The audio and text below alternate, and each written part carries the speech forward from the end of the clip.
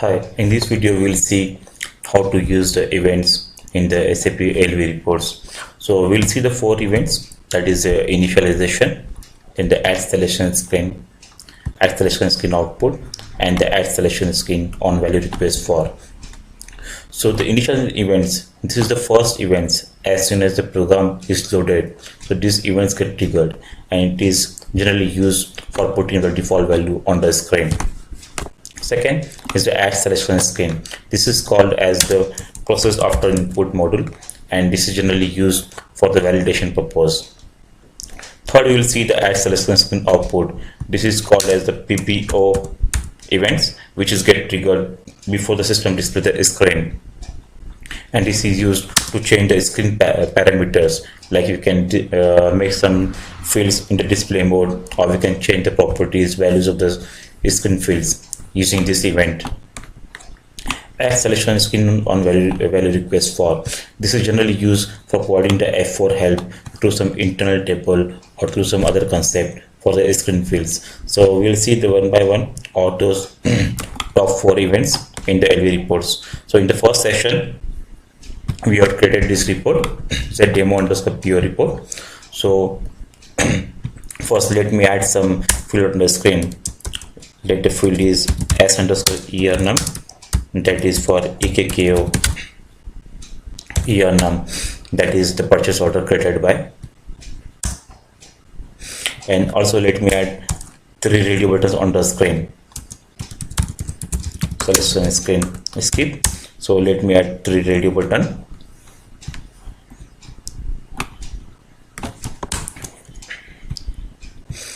Here what I am doing, I have added three radio buttons. One is R_all, second is R_work order, and third one is R_service order. Here I am using the user command because my requirement is as soon as user select any one of the radio button, the system should get triggered the events. So for that it is must we should assign some command, user command, to the radio button group. So here the radio button group we are using GRP for all those three. This means that we can select any one of the radio button from this group. So like this way we have added one field as ernum and the radio button. Now assign some text to that. So the ernum, actually I had already added earlier, this is created by, and the R_all is all, and this is for service order and this is a work order. 7 activate, go back. So first we'll add the event initialization. So as I told you, this is used for putting the default values on the screen, and these events get triggered as soon as the program is loaded. This is triggered only one time at the time of loading of program. So what we'll do, we'll put some default values for the A date. So let's say s_A date sign equal to I, s_A date option equal to BT. We'll use between because we want to display by default the 1 year time frame. Third, use s_A date low as site data minus 365 days, and s_A date high put as the default today's date. Append the select option, save, check, activate, execute the program. So we can see the default values are coming on the screen. So in this way, using the initialization module, we can put the default values on the screen. Now we'll see, we'll go for the second event, that is called, first use the add selection screen output, which is generally called as a PBA module, process before output. Before the system displays the screen, these events get triggered. At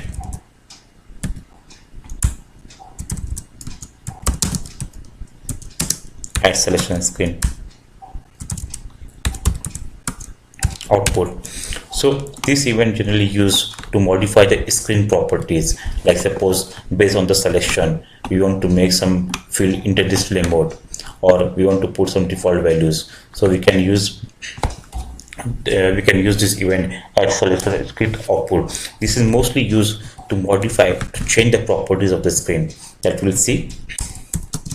Now let's say our requirement is, if the user has selected the all ready button, then this field should be in the visible mode. But if user selected the work order, then this should be in the display mode with some default values. So for that, just add some modify ID, that is DIS. You can put any name here. Now go to the add selection screen output. What we'll do here, we'll put our logic here.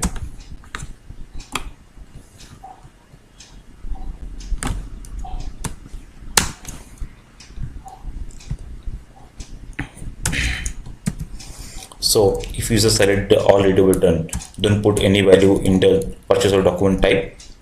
But if user select work order, or if user selected the second ready button work order, put the default value as SXWO, and if user selected as a service order, then put the default value as LOC. Also we want to change the screen properties. So loop at screen,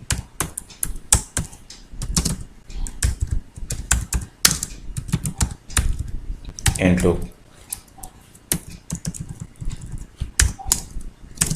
So what we will do, if r underscore all is initial and screen group 1 equal to DIS, means user has not selected the all ready button, user has selected either work order or service order, then make this field as display mode. So this modify ID, because in this scenario I am modifying only this. Suppose if we have 2-3 fields which you want to put in display mode, then we can use the same modify ID here also, that we'll see later. So what we want to do, make the screen input as 0,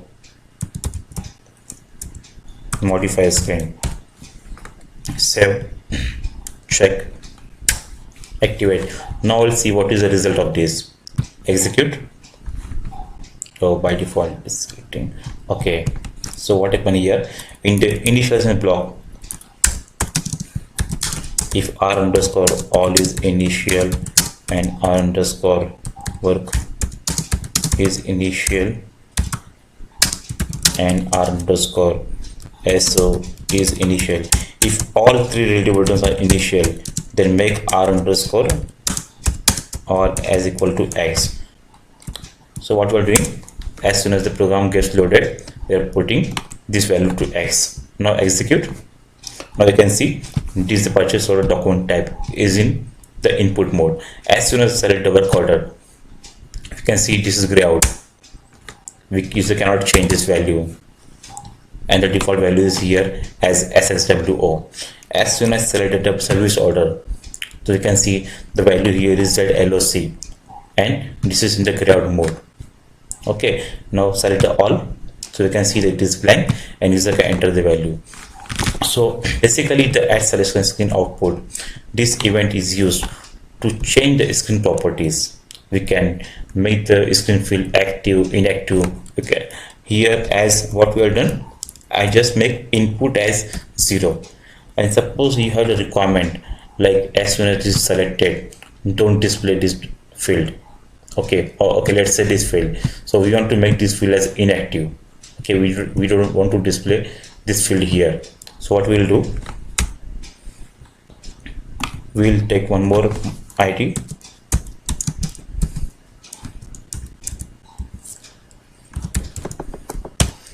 this is take the modify ID as height.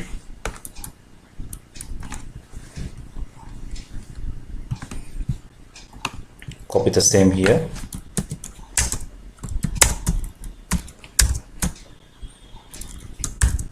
Now if the screen group is height, what we'll do, we'll make active as 0. Now execute. Now as soon as select the work order, now we can see this is in the display mode, but we cannot see the purchase order created by, because that we are set as inactive. Select this, select this. As soon as select this field is appear here, select options. So in this way we can implement the add selection screen output to change the screen properties. Now next we'll see, this is also called as a PBO module, process before output, PBO. The third event which we'll see, that is the add selection screen. This is basically used for the validation purpose. Suppose you want to check whether user is exist or not, any kind of validation we can put in this block. So for testing purpose, what we'll do, we'll just check if s_er_num low is initial. If the created by is initial, give the error message. Give the message as entered created by, and the message type will be E. So we can put any kind of validation in this event. Check, activate, execute. So we can see the error message get triggered, enter the created by. So in this way we have seen initialization, add selection screen output, and the add selection screen event. Now we will see the fourth one, that is the add selection screen on value request for. This is used for providing the F4 help for the field. So what we'll do, we'll provide F4 help for the screen field purchase order created by. So let me add the event here, add selection screen on value request for s_er_num low. Keep in mind, if you're using the select options, then we have to add this low and high on which value we want to put the F4 help. So what we'll do, when user select on enum, we'll provide some default values. So for that, first create an internal table. Create a table like this, type declaration, begin of tp_enum, add the field as enum. Declare our internal table as gt_enum, type is standard table of this type, and also the work area, and declare one internal table as it_return, like ddshre.battle, of course 0 with header line. So first do a type declaration, then declare one internal table and a work area, and one ID return table. Now to provide the F4 help to an internal table, there is a function model in SAP called as F4if_int_table_value request, that is F4 help through an internal table. So what we have to do, click on pattern, in the call function enter this name, press enter. We can see a lot of parameters here. Now first we have to give the internal table name. Okay, let me add some default value to the internal table first. So what I am doing here, first I am adding some values to the internal table. We can also select those values from any table, okay, but for testing purpose, for demo purpose, I am adding it manually. So let me add one more value as Zephyr.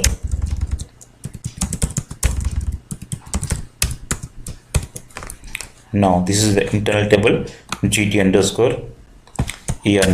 So this table name we need to give here in the value table. in the return field from this table which field value you want to return. So in the current internal table we have only one field, that is num, but in real time scenario you might have multiple values, okay, multiple columns. So here we have to give the field name which we want to return, so that is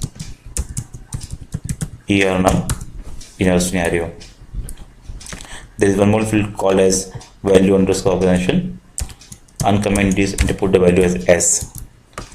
Now this internal table will give the values for the selection, but if you select any value, that will come in this return table. So for this we have declared one internal table as lt underscore, that is it underscore return. So based on the user selected values, the value will come in this table. Now always open the exceptions, otherwise it will give errors in some cases. Now what you want to do, based on the value which is selected, that you want to populate in the num field. For that, write this small code.